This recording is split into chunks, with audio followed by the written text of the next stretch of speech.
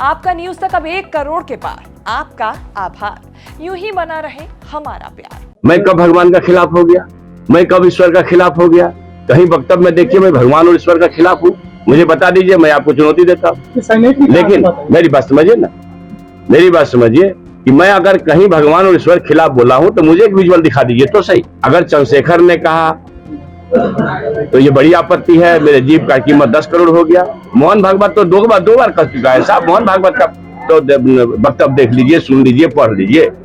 मेरी बात के समर्थन में दो बार उन्होंने बोला कि गेस्ट फैकल्टीज के लिए कोई बंदिश नहीं है। सरकार की नीति गेस्ट फैकल्टी बहाल करने के लिए है तब तक जब तक कि नियमित नियुक्तियां नहीं हो जाती है। तो अगर 5 हैं तो ये चिंताजनक है। 5 से 25 भी हो सकते थे, 50 भी हो सकते थे, इस पर कोई रोक नहीं, आपको पता है।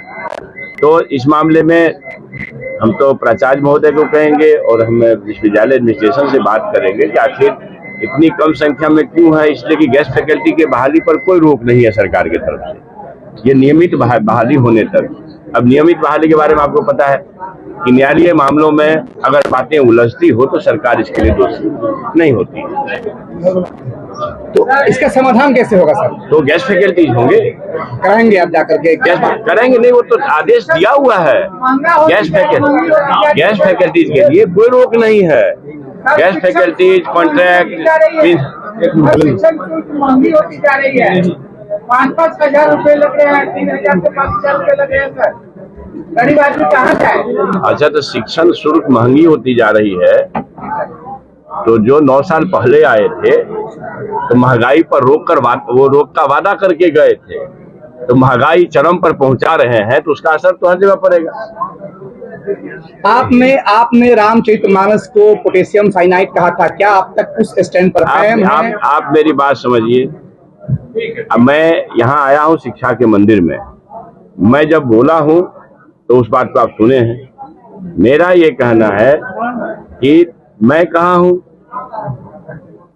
कॉलेज में जी कॉलेज में है, एकेडमिशियंस के बीच आए हैं, शैक्षणिक वातावरण में शिक्षा का काम करने आए हैं।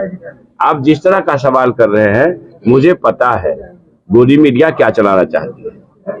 मुझे पता है कि एक तरह से कॉर्पोरेट घरानों के हाथ में बिकी हुई मीडिया क्या चलाना चाहती है।